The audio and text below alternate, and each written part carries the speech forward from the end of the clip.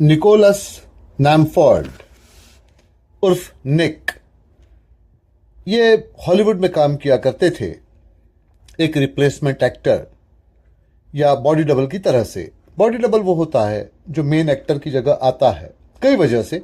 Actor के पास वक्त ना हो, काम खतरे का हो, या उसमें उसकी उस वक्त जगह जरूरत ही ना हो, ऐसे सारे मामलों में ही बॉडी डबल को इस्तेमाल कर लिया जाता है। तो इस तरह से वो काम करते थे। दरअसल उन्होंने शुरुआत की थी कनाडा से। कनाडा में फिल्म 3 जगह बनती हैं, वैंकूवर, टोरंटो, मॉन्ट्रियल। ये साहब मॉन्ट्रियल में रहा करते थे। इनके फादर जूनियर आर्टिस्ट थे, छोटे मोटे काम किया करते थे।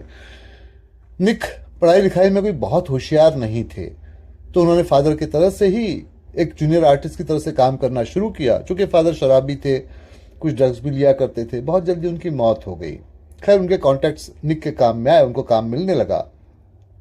खूबसूरत थे, उम्र में कोई बहुत ज्यादा नहीं थी, कुछ 25-26 साल के उस वक्त रहे होंगे।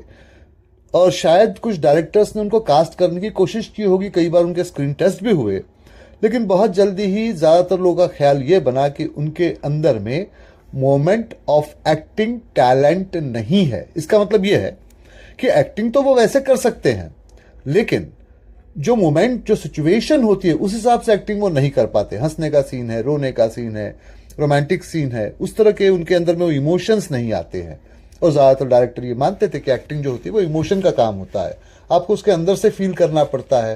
भाई, आप पर इतने सारे पैसे लगाने जा रहे हैं तो आप में वो टैलेंट तो होना चाहिए। अब पता नहीं उनमें टैलेंट था या नहीं था, लेकिन डायरेक्टर्स ने उन पर इस बात के लिए कभी भरोसा नहीं किया।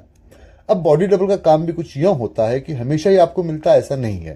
भाई, मान लीजिए आप ABC नाम के एक्टर के लिए बॉडी डबल का काम करते हैं, आप उसके लिए परमानेंट एक बॉडी डबल हो गए।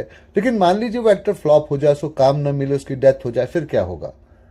आपको किसी और के लिए काम करना पड़ेगा, और नेचुरली आपकी बॉडी उसकी तरह से थी तो दूसरे एक्टर के लिए तो सुटेबल नहीं रहेगी, तो वो काम आपको नहीं मिलेगा। तो निक के साथ ऐसे कुछ होने लगा, धीरे धीरे करके काम उनका कम होता चला गया। ऐसे में एक बार कुछ ये हुआ कि उसी मॉन्ट्रियल में शूटिंग के लिए हॉलीवुड से एक डायरेक्टर आए थे, क्योंकि यहाँ ये सस्ता पड़ जाता है US के मुकाबले, और फिर लेबर भी चीपर होता है, तो काम हो जाता है। तो उन्होंने कुछ काम वगैरह किया। उनको किसी की ज़रूरत थी एक एक्टर की, जो उनको उस वक्त नहीं मिल रहा था, उसके बॉडी डबल की तरह से उन्होंने इनका इस्तेमाल कर लिया। इन्होंने बड़ा अच्छा काम किया, बहुत कम पैसे में किया, और डायरेक्टर इनसे बड़े खुश हो गए। तो उन्होंने उनको अपना कार्ड दिया, कहा कि भाई आप यहाँ कब तक धक्के खाएंगे, यहाँ आपको इतना काम मिलता नहीं है, तो आप वहाँ चले आइए। अब जाहिर सी बात है कि एक छोटा सा जो इंसान, इसकी छोटी सी सोच है, वो ऐसे बड़े स्टेप लेने के लिए तो डरता ही है। वही बात निक के साथ भी हुई। वो इतनी बड़ी स्टेप लेना नहीं चाहते थे, मगर ऐसे में उनको एक बड़ा धक्का लगा। उनकी एक गर्लफ्रेंड थी, जब वो कुछ 16-17 साल की उम्र के थे, तब से स्कूल लेवल में उनकी वो गर्लफ्रेंड हुआ करती थी। अच्छी खासी थी, खूबसूरत थी, और इनके साथ खुश भी थी। प्लान ये बना था कि भाई कुछ वक्त और निकल जाए, थोड़े और पैसे इकट्ठे हो जाए, फिर शादी कर लेंगे, कुछ और से सेटल कर लेंगे। हुआ ऐसे नहीं। इनका काम कम होने लगा, कोई और जो इनका राइवल था उसका काम बढ़ने लगा। तो गर्लफ्रेंड ने इनको छोड़ा, उसको पकड़ा, और उसके साथ ही वो यहाँ से यूरोप के लिए रवाना हो गई। इनका दिल उससे दुख गया, क्या टूट ही गया। भाई, आपकी वो 16-17 साल की उम्र से एक दोस्त हुआ करती थी, 10 साल निकल आए थे, और वो आपको छोड़कर चली गई है।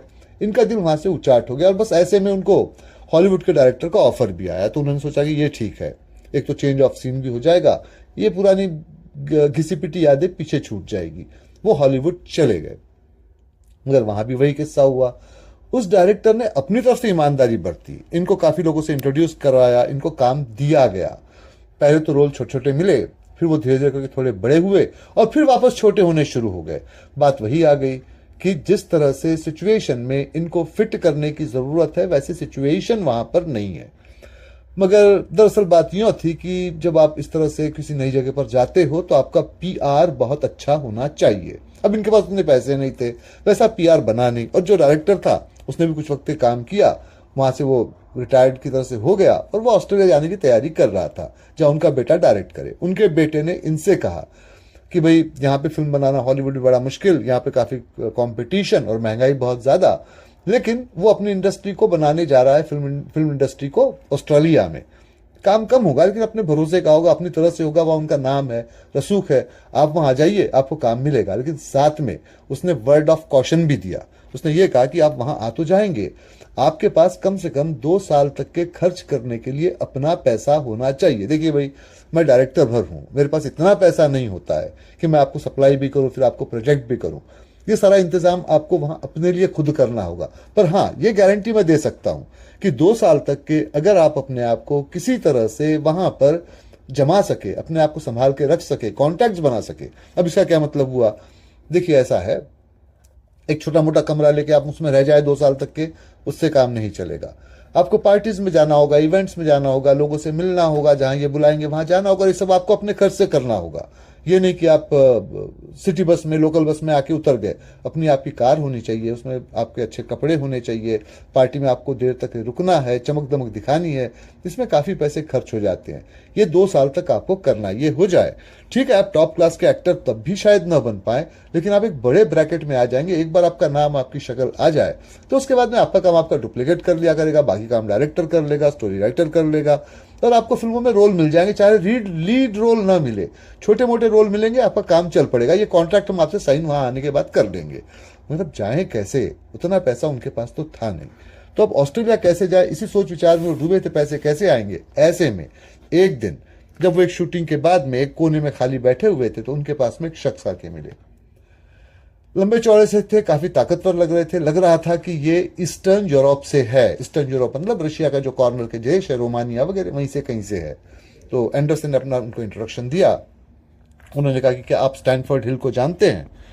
अब स्टैनफोर्ड हिल को कौन नहीं जानता था। उनका कुछ पैसा तो हॉलीवुड में भी लगा हुआ था। एक बड़े अच्छे इंडस्ट्रियलिस्ट थे। दरअसल ऐसा था कि स्टैनफोर्ड के फादर एक काफी अच्छे बिजनेसमैन और एक अच्छे पॉलिटिशियन भी थे, लेकिन एक एक्सीडेंट में कुछ 5-7 साल पहले उनकी डेथ हो गई। तब ये स्टैनफोर्ड हिल काफी नौजवान थे, मगर उनको फादर के सारे पावर, सारे राइट्स मिल गए। अब उन्होंने उनकी रियासत संभाल ली, काम करने लगे, कुछ यहाँ वहां दुनिया भर के चक्कर लगाए।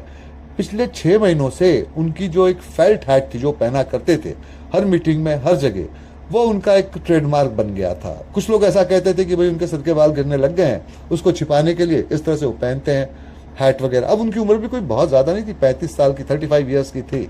और भाई अगर आपके बाल गिर भी रहे हो सिर के, तो आपके पास में कुछ वो विग वगैरह भी हो जाता है उसका, तो ऐसे में तो हैट लगाने की जरूरत नहीं है। लेकिन शायद उनके पीआर कंपनी ने, या जो उनको प्रोजेक्ट करता था उसने उनको ये बात समझाई होगी कि आप इस तरह से ग्लासेस लगाएंगे, इस तरह से हैट लगाएंगे, इस तरह की आपकी मुस्टैच यानी कि मूछें होंगी छोटी छोटी बारीक सी, तो आप बड़े इंप्रेसिव लगेंगे। और बस वही बात उनके दिमाग में शायद बैठ गई होगी, भाई अब बड़ा आदमी है, उससे सवाल कौन पूछे। तो उस तरह से वो हैट वगैरह लगा के हमेशा रहते और बड़े वो इंप्रेसिव लगा करते थे उससे। तो उन्होंने कहा कि देखिए, मैं स्टैनफोर्ड हिल का मैनेजर हूं और यहां पर मैं आपके लिए एक ऑफर लेकर आया हुआ हूं। दरअसल बात ऐसी है कि स्टैनफोर्ड हिल ये काफी बिजी रहा करते हैं। जाहिर सी बात है कि आप एक बिजनेस चलाते हो और फिर आपके पॉलिटिशियन से रिलेशंस भी, आप एक किंग मेकर का रोल प्ले कर रहे हो, तो आपको 50 जगह पर एक साथ जाना होता है। आप एक जगह ना जाओ तो दूसरे लोग बुरा मान जाते हैं। अब जैसे कि है यूएस में 2 पॉलिटिकल पार्टीज बड़ी स्ट्रांग है, डेमोक्रेट और रिपब्लिकन। दोनों आपको बुलाते हैं, दोनों में से कोई भी कभी भी कहीं भी पावर में हो सकता है। आप किसी एक को नाराज करने का जोखिम तो नहीं ले सकते, दोनों के साथ आपको रहना है। लेकिन आप दोनों जगह एक साथ तो नहीं हो सकते। भाई एक की मीटिंग आज न्यूयॉर्क में है, दूसरे की मीटिंग कल वॉशिंगटन में है।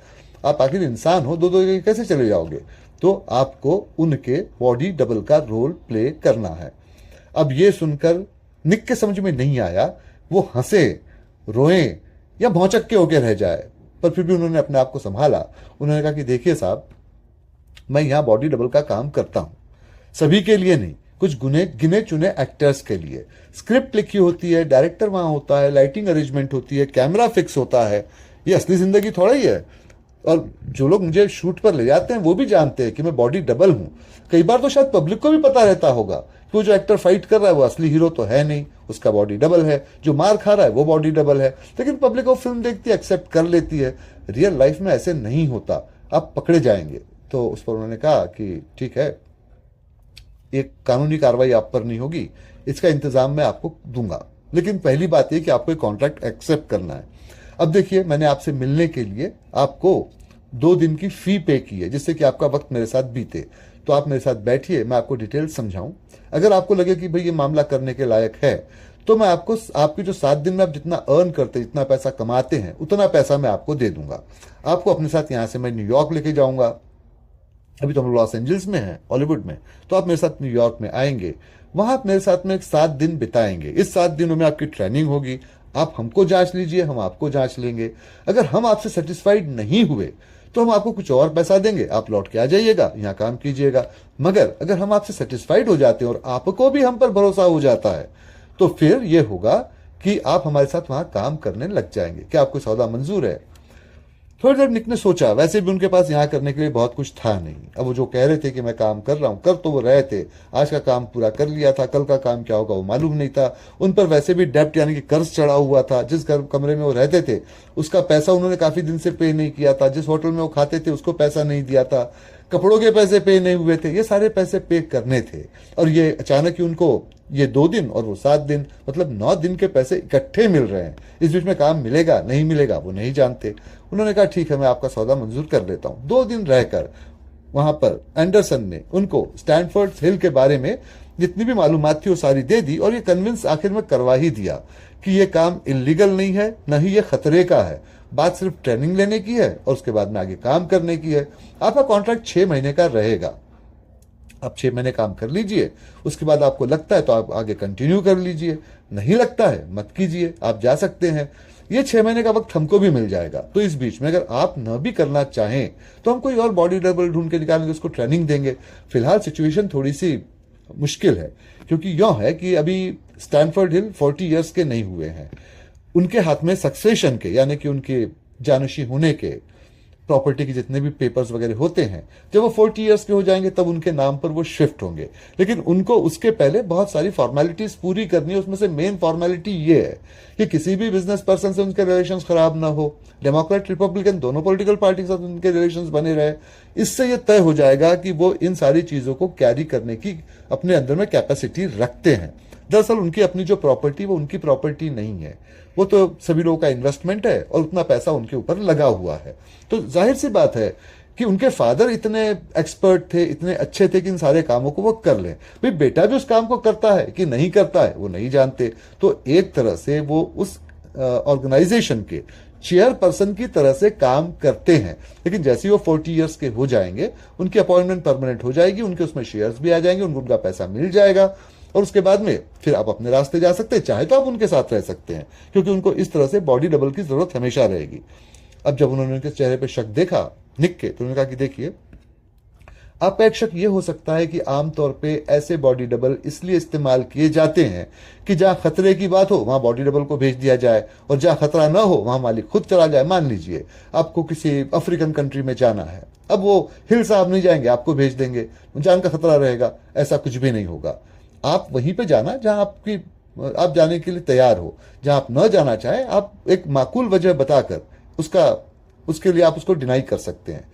तो उस पर उन्होंने कहा कि मैं वैसे उनके बारे में, स्टैनफोर्ड हिल के पर्सनल लाइफ के बारे में कुछ नहीं जानता, वैसे भी अपने पर्सनल लाइफ को काफ़ी सिक्योर रखते हैं, तो भाई मैं वो भी जानना चाहता हूँ। तो उन्होंने कहा कि देखिए, पहले आप वहाँ आइए, 7 दिन की ट्रेनिंग पूरी कर लीजिए।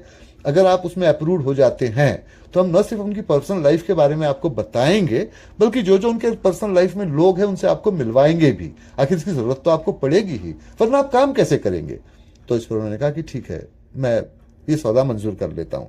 खैर वहां पर वो रहे, जो पैसे उनको मिले थे उससे कुछ मामूली सा जो उनका उधार था वो उन्होंने चुकता किया, जो पूरी तरह से नहीं हुआ। हर जगह उनको झिड़की खानी पड़ी, कितने दिन के पास पैसे ला कर दिए, वो भी इतने कम। भाई अभी तुम्हारे पास में 1 महीने का वक्त है, पैसे दे दो, वरना ये जो है घर है ये खाली करना पड़ेगा। जो कपड़े वगैरह का बिल है वो अगर पे नहीं किया तो तुम्हारे पास में जो भी कुछ प्रॉपर्टी वगैरह होगी, प्रॉपर्टी तो खैर क्या होगी, जो भी कुछ सामान वगैरह होगा हम जब्त कर लेंगे, वगैरह वगैरह इस तरह की। तो उन्होंने कहा कि नहीं, मैं कोशिश कर रहा हूँ, आपका कुछ ना कुछ पेमेंट हो जाएगा। खैर उसके बाद में वहां से निकले, एंडरसन के साथ में वो वापस गए। अब वहां उनकी ट्रेनिंग शुरू हुई। तो पहले तो उन्होंने एंडरसन उनको समझा के बताया कि देखिए साहब, आपने जैसे कहा कि रियल लाइफ में ये डिफिकल्ट है, तो ये ट्रेनिंग शुरू होने के पहले आपको कुछ बात मैं साफ साफ बता दूं।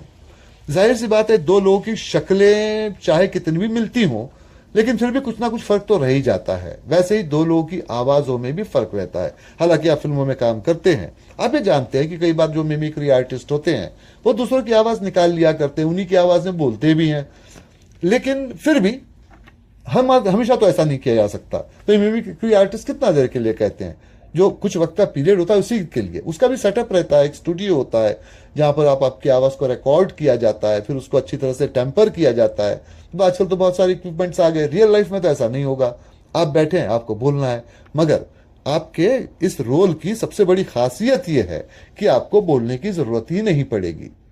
साथ साथ उन्होंने फिर यह भी कहा कि देखिए, आपको सिर्फ पब्लिक में अपीयर होना है, वो भी एक डिस्टेंस के साथ, एकदम पास में जाकर नहीं, जहां से लोग आपको देखेंगे। तो ये कुल मिला के सेटअप है कि न तो आप बोलेंगे, न तो आप साइन करेंगे, न तो आप वहां पर लोगों से हाथ मिलाएंगे। आप दूरी पर रहेंगे जहां से लोग आपको देखेंगे। हो सकता है आपके फोटोग्राफ लिए जाएं, लेकिन वो पहचान में नहीं आएंगे। तो खैर, आपकी ट्रेनिंग शुरू होती है। अब उनको ट्रेनिंग दी गई। सबसे पहले वो हैट वगैरह उनको लगाया गया, जिस तरह से हिल लगाया करते थे उसी तरह से उनके चलने के स्टाइल की कॉपी वगैरह उनसे करवाई गई।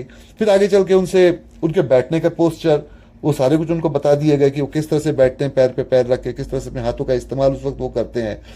फिर उनको, जैसे कि होता है आमतौर पे कि जब ऐसे बड़े लोग कहीं जाके बैठते हैं तो फिर वो मीटिंग वगैरह में उनके सामने पानी रखा जाता है और वो लेफ्ट हैंड से बड़े स्टाइल से उठाकर उस पानी वगैरह को पीते। फॉर्चुनेटली निक भी लेफ्ट हैंडर थे, तो वो थोड़ा सा आसान हो गया उनके लिए।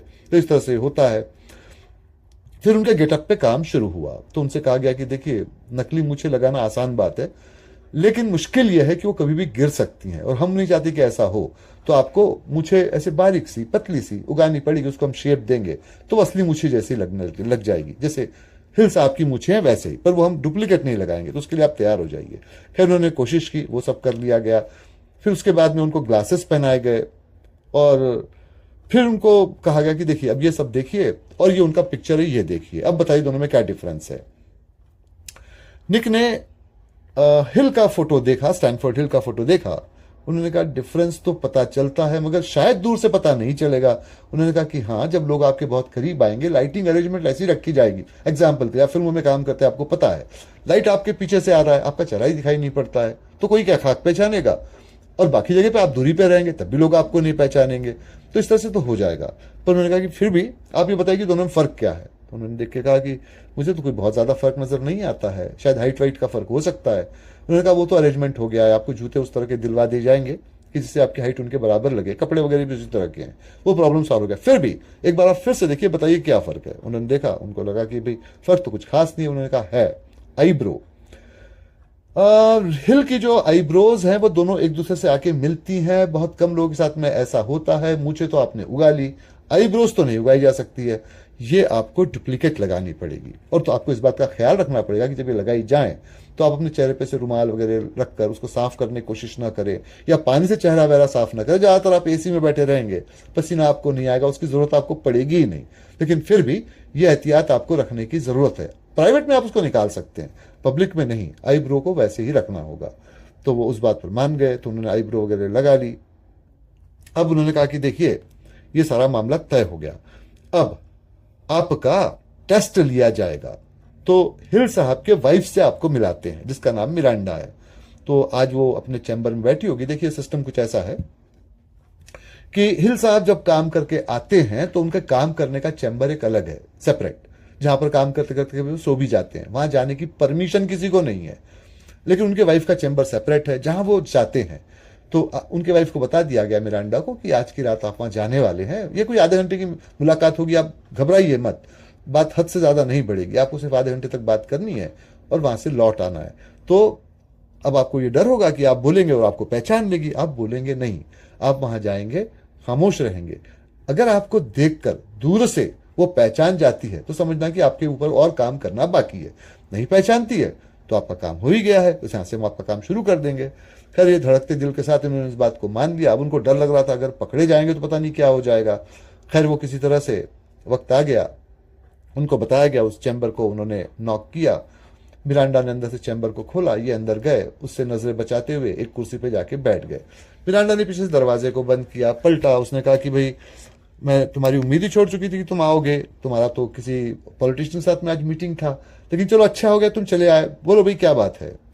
तो उस पर वो खामोश रहे। तो उसने कहा भाई बोलते क्यों नहीं हो, तो फिर भी चुप रही।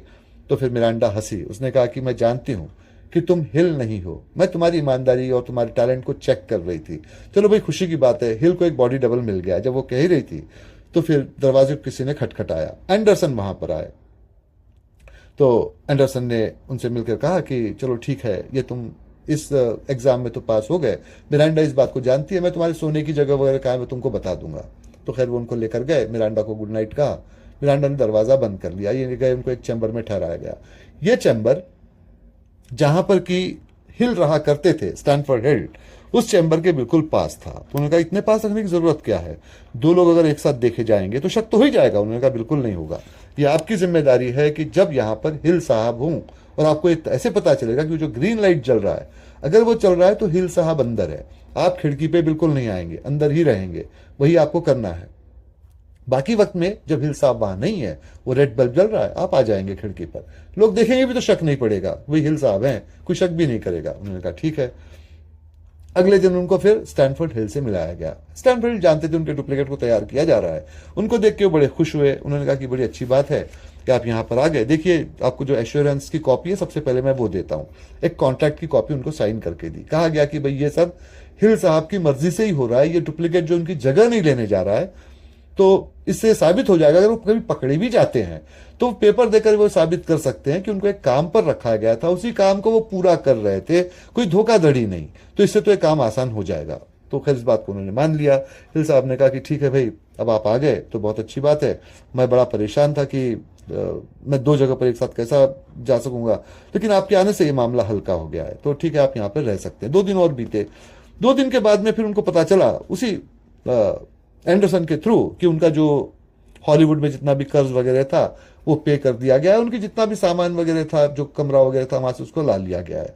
तो उन्होंने कहा किसी क्या जरूरत थी, वो जाके पैसे मैं पे करता। उन्होंने कहा कि नहीं साहब, अब आप हॉलीवुड वापस नहीं जा सकते, हमने वहां इस बात को फैला दिया है कि आपने उस जगह को छोड़ दिया है और आप कनाडा में किसी और जगह पे रहने चले गए हैं, अब आप फिल्मों में काम नहीं करेंगे।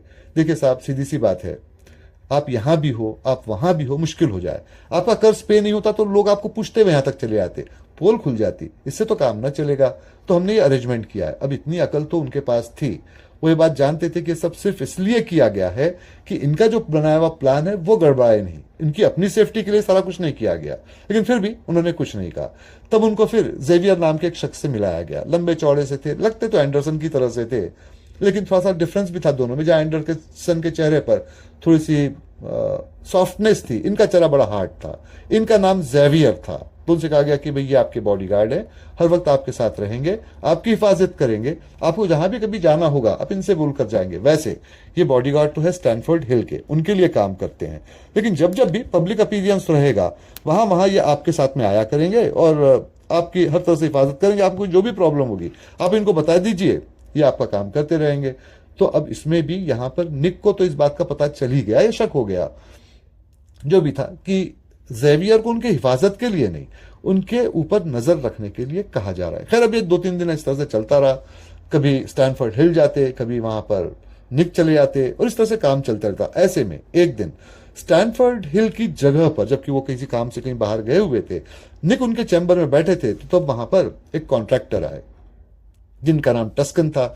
टस्कन ने कहा कि हिल साहब बाकी सारी बातें हो गई है, ये इन्वेस्टमेंट के पेपर है, जो पैसा मैंने इन्वेस्टमेंट करना था उसके पेपर मैं ले आया हूं, लेकिन इसके बाद में हमको अफ्रीका खुद होके जाना पड़ेगा, इथोपिया नाइजीरिया जैसे देश में।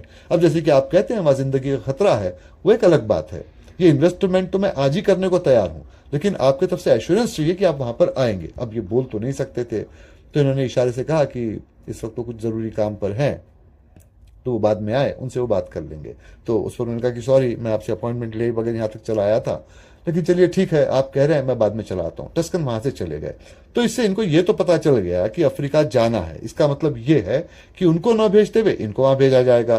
तब उसने एंडरसन ने एक्सप्लेन करके कहा ऐसा कुछ नहीं, अफ्रीका वगैरह कोई नहीं जाएगा, ये इन्वेस्टमेंट कर देंगे, हम बहाना बना देंगे तुम्हारी बीमारी का, किसी और को भेज देंगे, और कोई नहीं जाएगा तो मिरांडा ही चली जाएगी। खैर वो चुप रहे, पर वो सोचने लगे कि जो अपने बिजनेस पार्टनर के साथ चीटिंग कर रहा है उनके साथ में वो क्या ईमानदारी करेगा। ऐसे में फिर 2 दिन और निकले और फिर सर्जियो वहां पर आए। ये उनके साथ में जो काम करने वाले थे, उनके जो लोग थे, उनका एक यूनियन था, उसके लीडर थे। उन्होंने कहा कि देखिए हिल साहब, आप बिजी रहते हैं, मैं फटाफट अपनी बात को बता दूं। भाई आप अपने वर्कर्स के पेमेंट को पिछले 2 महीनों से टाल रहे हैं, मिनिमम पेमेंट उनको दिया जा रहा है, बोनस उनको दिया नहीं गया है। मैं चाहता हूं कि ये अभी 1 महीने के अंदर सब पे कर दिया जाए, वरना अगर ये स्ट्राइक पे चलेगा तो बदनामी होगी कि भाई हिल साहब अपने वर्कर्स को पैसा नहीं दे पाते और पॉलिटिक्स की बातें करते हैं, कितना मुश्किल होगा। तो क्या आप इस काम को संभाल लेंगे? तो उन्होंने हाथ की इशारे से उनको हाँ में कहा, जाने के लिए कह दिया, और फिर वहां से वो सर्जियो चले गए। अब ये बड़ी परेशानी की बात थी कि ये आदमी चीटिंग करता है अपने पार्टनर के साथ, बिजनेस पार्टनर के साथ, चीटिंग करता है अपने मजदूरों के साथ, काम करने वालों के साथ, तो उनके साथ वफादार कैसे रहेगा? ऐसे एक दिन शाम में वो बैठे हुए थे, देखा तो हिल साहब के कमरे का वो जो ग्रीन लाइट था चल रहा था, तो पीछे से छिपके बैठे थे। तभी उन्होंने देखा कि कोई एक लेडी थी, अंधेरे में से छिपकर आई, और वो मिरांडा नहीं थी, वो कोई और थी, और वो चुपके से हिल साहब के कमरे में दाखिल हुई। और इस बात का तस्दीक तभी हो गया कि वो मिरांडा नहीं थी, क्योंकि मिरांडा 2 मिनट के बाद ही उनके कमरे में आई, उनसे बातचीत करने लगी। अब ये चक्रा है, मिरांडा यहां पर है तो वो लेडी वहां पर कौन है? तो ये आदमी अपने वाइफ के साथ भी ईमानदार नहीं है, उसके साथ भी धोखा कर रहा है। खैर, अब उन्होंने उनको मिरांडा से को लेकर से थोड़ी सी सिंपैथी हो गई, तो उन्होंने फिर एक दिन यूं किया कि जब वो मिरांडा के साथ कहीं बैठे हुए थे तो उन्होंने हिल के बारे में उनसे बातचीत की। तो उसने कहा कि देखिए भाई, ऐसा है कि हिल साहब और मैं रोमानिया में मिले थे। अब हिल साहब की जो सक्सेशन के पेपर है, उस हिसाब से उनको अगर शादी करनी है तो उनको अपनी कम्युनिटी में, अपनी रिलीजन में करनी थी। अगर बाहर वो शादी को कर लेते तो मुश्किल हो जाती, लेकिन वो मुझसे प्यार करने लगे थे, तो हमने वहां शादी को कर लिया, रजिस्ट्रेशन नहीं करवाया। तय ये हुआ था कि हिल साहब यहाँ आ जाएंगे 40 ईयर्स के पास जब वो आ जाएंगे, सक्सेशन के पेपर उनके हो जाएंगे, तब हम इस बात को डिक्लेयर कर देंगे। यहाँ की बातें कभी भी बाहर पब्लिक नहीं होती है। पब्लिक में तो यही कहा जाता है कि हिल साहब ने शादी नहीं की है, उनसे मेरी साथ शादी हो चुकी है, पर इस तरह का ये मामला है। तो जब उन्होंने सुना तो उनको मिरांडा के साथ बड़ी सिंपैथी हुई। उन्होंने कुछ 2 दिन तक के जब्त किया, और उसके बाद में उन्होंने फिर मिरांडा को सारी बातें बता दी कि भैया किस तरह का मामला है। तो मिरांडा ने कहा कि आप बता रही हैं, पहली बात नहीं है, मुझे हिल की नीयत पे पहले से ही शक था, मैं वैसे ही परेशान थी, मगर मैं समझ नहीं पा रही थी कि मैं क्या करूं। मगर अब ऐसा है कि जब ये आदमी मुझे धोखा देने का तय कर ही चुका है, और ये भी तय है कि भाई इसके हाथ में सक्सेशन के पेपर आ जाएं तो ये मुझसे शादी करेगा ही, ये भी जरूरी नहीं है।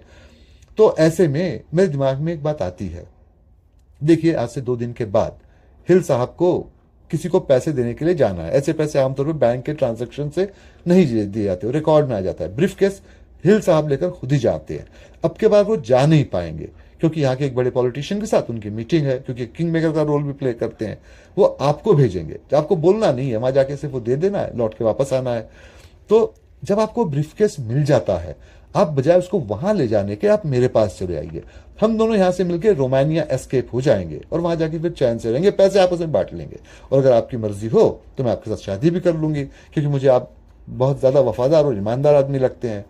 अब ये बात इनके समझ में नहीं आई कि ऐसे से क्या होगा, लेकिन उन्होंने साथ साथ ये भी सोचा कि हिल के साथ ईमानदार रहने से उनको कुछ नहीं मिलेगा, कम से कम मिरांडा के साथ ईमानदार रहेंगे तो उनके हाथ में कुछ पैसे ही आ जाएंगे, उनको अपना डेट पे करने से मतलब है, और यहां से ऑस्ट्रेलिया जाने से मतलब है। एक बार वो ऑस्ट्रेलिया चले जाए, शायद वो मिरांडा को भी पीछे छोड़ देंगे। भाई, जिसने एक आदमी के साथ शादी की, अब उसको धोखा देने का प्लान कर रही है, उनके साथ वो क्या ईमानदार रहेगी? उन्होंने कहा ठीक है, उस बात को वो मान गए।